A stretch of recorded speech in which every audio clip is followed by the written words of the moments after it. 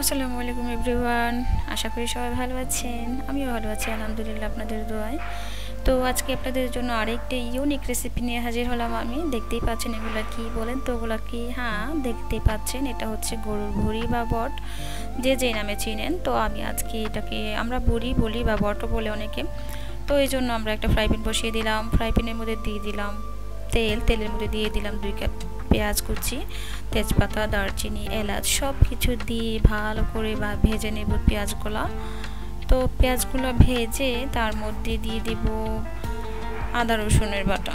তো আমি সবসময় যে পেস্ট বানিয়ে নেব মশলার, হলুদ, মরিচ, ধনিয়া, লবণ, গরম মশলার ফাঁকি সব কিছু একসাথে 2 চামচ মরিচ দিয়েছি, 1 চামচ হলুদ দিয়েছি, 1 চামচ ধনিয়ার ফাঁকি, 1 চামচ জিরার ফাঁকি, 1 চামচ গরম মশলার ফাঁকি সব কিছু একসাথে দিয়ে ভালো করে পেস্ট করে নেব। কারণ এভাবে পেস্ট করে যদি আপনারা মশলাটা ইউজ করেন যে কোনো মাংসের মধ্যে, মাংসটা কিন্তু অনেক সুন্দর হবে কালারটা এবং খেতেও ভালো লাগবে। এই যে এই পর্যায়ে দিয়ে দিলাম আদা রসুন বাটা দিয়ে পেঁয়াজটা ভালো করে ভেজে নিচ্ছি। নিয়ে তার মধ্যে দিয়ে দিব মশলার পেস্টটা দিয়ে ভালো করে কষাতে হবে। যে কোনো মাংস বা যে কোনো তরকারি কষানোটা যত ভালো হবে আপনার মাংস বা তরকারির টেস্ট তত ভালো লাগবে।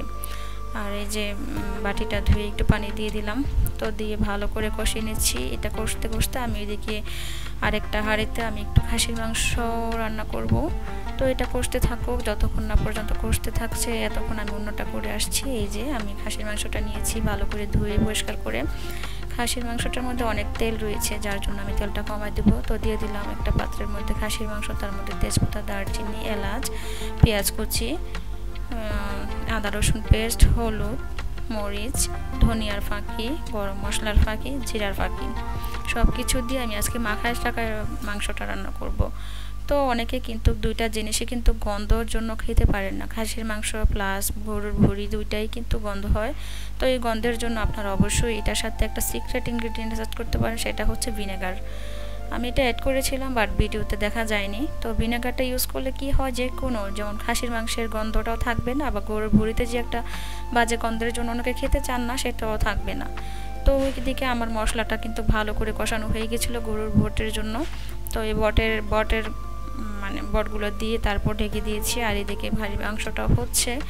আর গরুর বটটা কিন্তু একটু সময় নিয়ে মিডিয়াম টু লো হিটে রান্না করতে হবে, কারণ এটা যত সময় নিয়ে রান্না করবেন তত সফট হবে আর খেতে ভালো লাগবে। তো এই যে আমার গরুর বটটা হচ্ছে রান্না।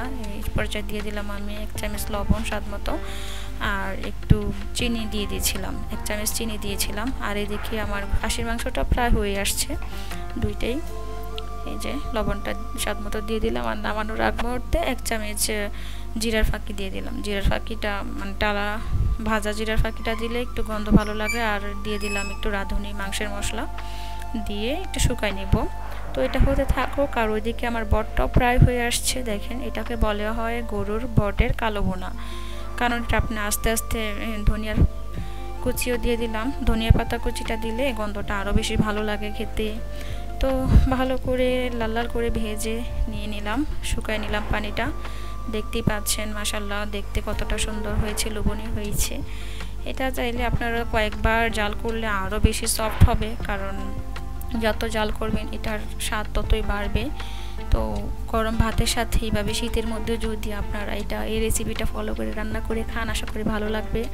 আর হ্যাঁ, যেটা বলেছিলাম যে আপনারা যারা গন্ধের জন্য খাসির মাংস বা গরুর বট খেতে পারে না, তারা অবশ্যই কিন্তু মাংসটা কষানোর পরেই 1 চামচ করে ভিনেগার ইউজ করবেন। ভিনেগার দিলে যে কোনো মাংসের বাজে গন্ধ দূর চলে যায়। আর এই যে আমার রেসিপিটা এতক্ষণ ধৈর্য যারা যারা দেখেছেন তাদেরকে অসংখ্য ধন্যবাদ। আসসালামু আলাইকুম, টাটা।